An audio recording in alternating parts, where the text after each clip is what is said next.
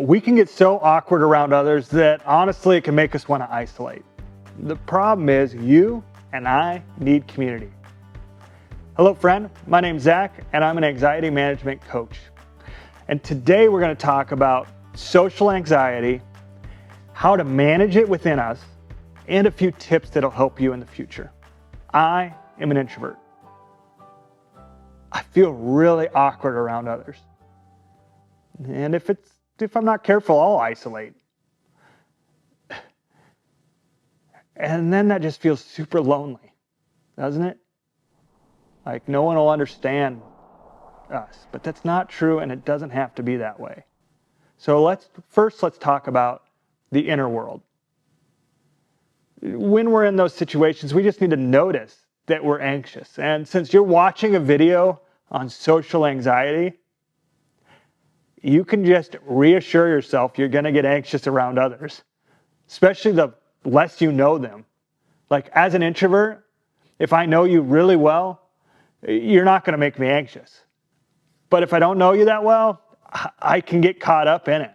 And so I just know that, hey, I'm going to be anxious around people I don't know. Really easy to notice. And then I'm going to name what it is that makes you anxious. When you get around people, what is it for you? For me, 100%, it's that I want people to like me. I want them to like me so bad that that's what makes me anxious. For you, is it that? Is it that you want people to like you? Or is it that you're out of control or maybe feel unsafe around others? Maybe that you're not going to have the right response or that you won't know how you're going to need to be there for them. Those are just some general things that most of us struggle with, and I'm going to guess you do too. But you can go further and just name, for you, write it down. The cool thing about anxiety management is that we can't outrun ourselves. So for you, whatever it is that makes you anxious, it's going to pop up again. And I don't mean that in a defeated way. I mean that in a way of the more you do it, the more you can practice it, the more it'll reveal itself very easily. Like I just shouted at the rooftops, I need people to like me. That's because I've been doing this work. And it comes up for me all the time. All right, number 3. You're going to want to fill up before you be around people. So we're going to be noticing and naming when we get around them. But beforehand, you want to fill up because the more filled up you are, the less anxiety will have control over you. And so here's how you fill up. You're going to be with people that fill you up. So if there are relationships in your life that do not make you anxious, that actually fill you up and energize you, maybe be around them before you're around strangers. You're also going to be in places that fill you up. In fact, I feel comfortable at home, for example. So inviting people I'm not too familiar over is a great way to build relationships because I'm more comfortable in my home environment. I'm also more comfortable in my work environment. You put me outside of those things, I'm going to get a little anxious a little quicker. And then also, I love nature. That's one that fills me up.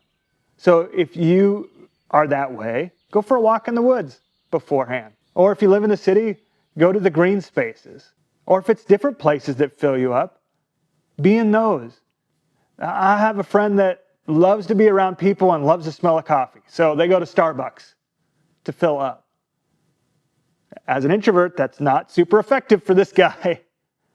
But we're all different. And then the third one, you're going to just look for activities that fill you up. What things, when you're done doing them, are you like? Are you ready to conquer life? For me, I have a few of them. I love hunting, I love fishing, I love running, listening to worship music, praying, going for a walk. Those are things that fill me. For you, what are those things? Write them down and do them before you're going to be in the social setting. And you'll have a little more resilience against that social anxiety. All right, now we're going to talk about the outer world because I think sometimes when we get super anxious in social settings, we can be doing some things that make the whole situation worse. First, how you're appearing to others. And here's what I mean. If you're feeling awkward, you're going to look awkward and you're going to receive awkward. I know that sounds a little weird, but I want you to do this the next time you're in a social setting. I want you to smile. You know, as humans, we reflect back what we get. And so if you're nervous, you might be clenching your jaw and having an angry face and mean mug at everyone in your life, and then wonder why they're giving you that reaction back. So smile and make eye contact, even when you feel awkward. And if you're not familiar with that, it could feel really wrong almost. But again, we usually receive back what we give.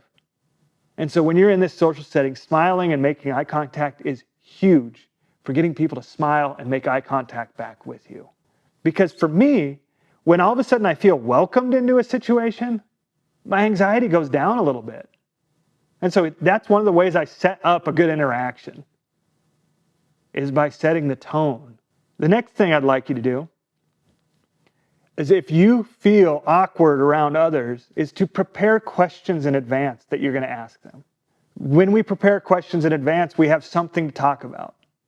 Because for me in the social interaction, the hardest part is those first few sentences.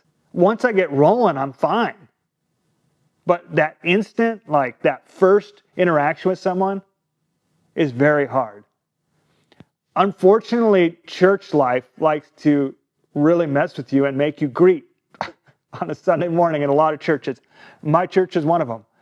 And on a Sunday morning, that can be a place where social anxiety can take over, and you're asked to greet. So if you get in situations like this, prepare questions in advance.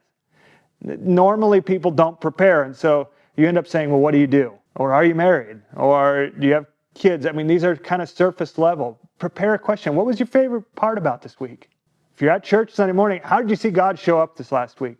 You know, prepare questions. They don't need to be super thought-provoking. They do need to start someone talking. And then do this next step. Let curiosity guide you. Once someone starts talking, pick something you're truly interested in that they just said and get curious about them. So even if you start with, what do you do for a living? Ask them something about that. That's easy for them to talk about, and you can find things to be curious about. For me, I own a restaurant. I employ high schoolers. There's a lot of drama going on there. There's things I love about my job. There's things I don't love about my job. For you, you're the same way, I'm sure. There's things you like about your job. There's things you don't like. There's things that are easy for you to talk about within it. So it's a good place to be curious. So one last tip for you. If you're in those situations and this didn't help, before you start talking, practice a little breathing. There's this thing, 2-1 breathing. All it is you pick a number, 2, and double it to 4. And you breathe in for 2. And you breathe out for 4. This will calm your heart so that you can ask the questions, smile and make eye contact, and be curious. And in no time, you'll be making connections instead of spun up in anxiety. See, what this is helping you do is this thing called exposure therapy. And if you follow these tips and you go into these social settings, over time they will have less power over you, and you will be able to manage the anxiety a little better each time. Have a great day, and God bless you and your connections.